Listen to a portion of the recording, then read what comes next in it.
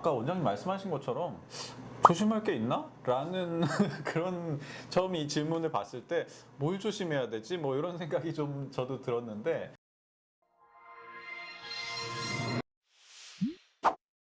이번에는 이제 요즘 많이 사랑을 받고 있는 수술, 스마일 수술을 받으실 때 그 수술 전후로 좀 주의해야 될 것이 있을까라는 질문을 많이 받거든요. 그런 부분에 대해서도 좀 말씀을 드리면 좋을 것 같습니다. 어떤 게 있을까요? 먼저 이제 스마일 수술 전에 주의사항은 사실 이 스마일 수술이 장점이 라식이나 라섹에 비해서 훨씬 주의사항도 적고 관리하기도 쉽습니다. 그래서 저는 스마일 수술의 최대 장점이 뭐냐? 그러면 이건 관리하기가 쉬운 거다. 이걸 말씀을 드리고 있는데요. 일단 수술 전에 주의사항으로는 컨택트 렌즈를 일주일 정도 씌워주시고 수술 전날 과음이나 피로를 피하는 정도 그 정도이고요. 수술 후에는 어떤 걸 주의해야 될까요? 수술 후에는 일단은 이제 제일 걱정해야 되는 건 감염에 대한 우려인데요. 사실 이 감염에 대한 우려도 다른 라식이나 라섹보다는 훨씬 좀 적다라고 생각을 하고 있어요. 그래서 이게 그럴 수밖에 없는 게 이제 외부랑 접촉하는 면이 훨씬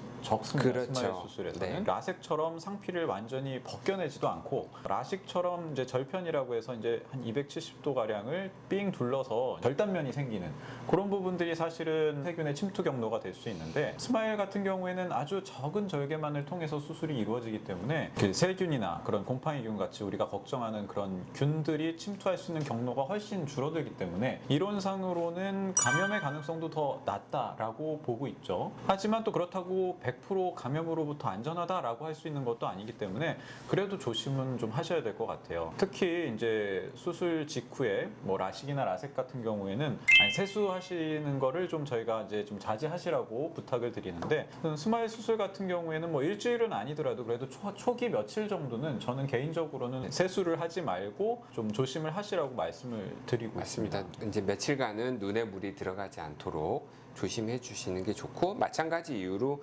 초기에는 좀 가능하면 눈을 비비지 않는 것이 좋을 것 같습니다. 또 감염 예방을 위해서 이제 병원 처방약을 잘 사용해 주시는 게 좋을 것 같고요. 보통 이제 그 회복 정도에 따라서 수술 후 한 달에서 2달 정도 저희가 사용하도록 하고 있습니다. 아까 원장님 말씀하신 것처럼 조심할 게 있나? 라는 그런 처음 이 질문을 봤을 때 뭘 조심해야 되지? 뭐 이런 생각이 좀 저도 들었는데 술, 담배?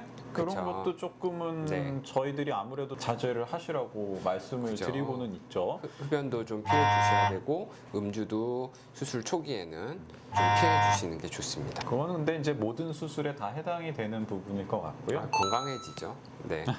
그리고 정기적인 경과 관찰은 당연히 오셔야 되고요. 또 이게 이제 라섹처럼 그 의무는 아닌데요. 이제 수술 초반에는 이제 빛번짐이나 눈부심 등이 있을 수 있기 때문에 선글라스를 좀 사용해 주시면 도움이 됩니다.